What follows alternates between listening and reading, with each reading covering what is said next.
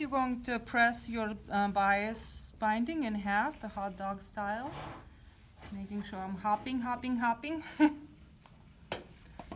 And then press it down. Okay, next, let's not repeat mistakes.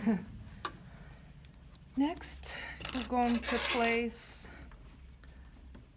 your binding, the raw edges of the folded binding on right sides together on top of the your sample, or raw edges together. So you'll have three raw edges facing one way. I'm gonna pin at the top and the bottom.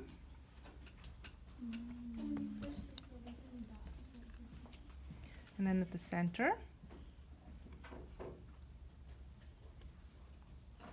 All right, and then you'll pin more, but for me that's enough.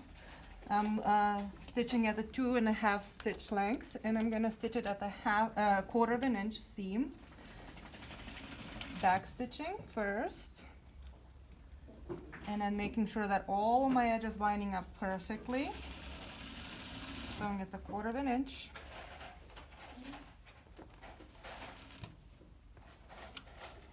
The tensions. The pressure fit is a little too tight, so it's pulling.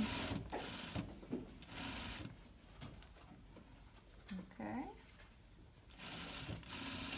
Finish. Okay, it did stretch a little bit, not too much, so I'll just cut off a little. If your binding stretches about up to a quarter of an inch, then you're still fine. Next, we're going to press it flat.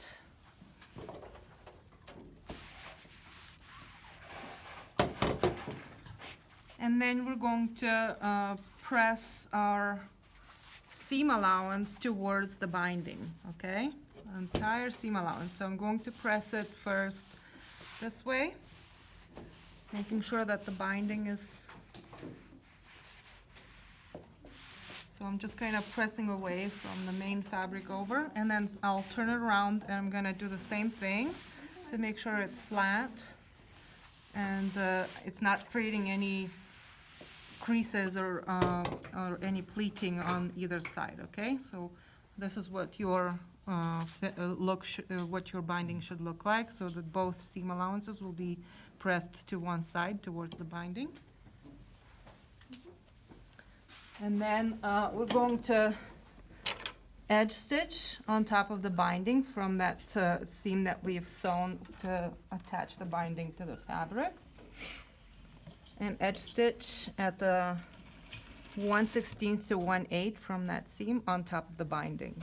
Make sure it's on top of the binding, not on top of the fabric, or like the main fabric. And you wanna also, well, again, I haven't pinned anything, but you wanna be pinning everything so nothing is like coming. So you wanna make sure that you have basically sewn your seam allowance to the binding, okay? At the 1/8 to 1/16 to 1/8. Again, I'm gonna press it flat, and I'm gonna turn the binding over, and I'm going to press. And you'll see when I'm turning, once you edge stitch, your fabric wants to kind of create a little bit of a fabric edge, kind of. It looks almost decorative here, and that's what we want. So it's about 1/16 to 1/8 edge that it creates, and that's what we want. Press it down, cool it. You'll see it should look like that. So clean edge here, and then you'll have a really nice look. So you should be able to see a little bit of that main fabric kind of peeking through, okay? Does that make sense? All right. Now we're going to, if you did everything correctly and evenly, you should be able to have a very nice finish. All right.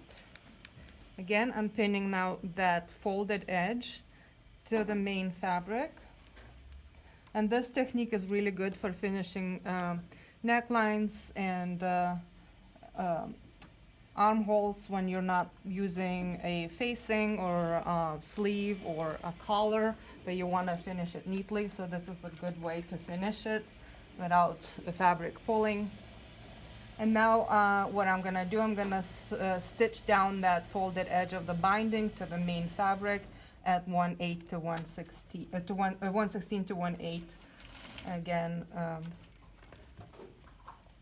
edge. And again, I'm just kind of already controlling it with my fingers, but you wanna make sure you pin it closely and sew it down.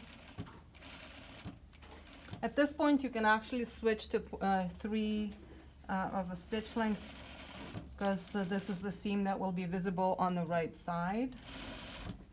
But 2.5 is still a nice seam, so it's not a big deal. And this one is just going to be on the edge. Like, do we measure that? No, it's already pre-measured with your bias binding. Okay. So on this side, you'll have one seam that's finished. It'll have a very nice edge, and the bias binding will have that flexibility. So for any curved edges, this is a very nice finish. So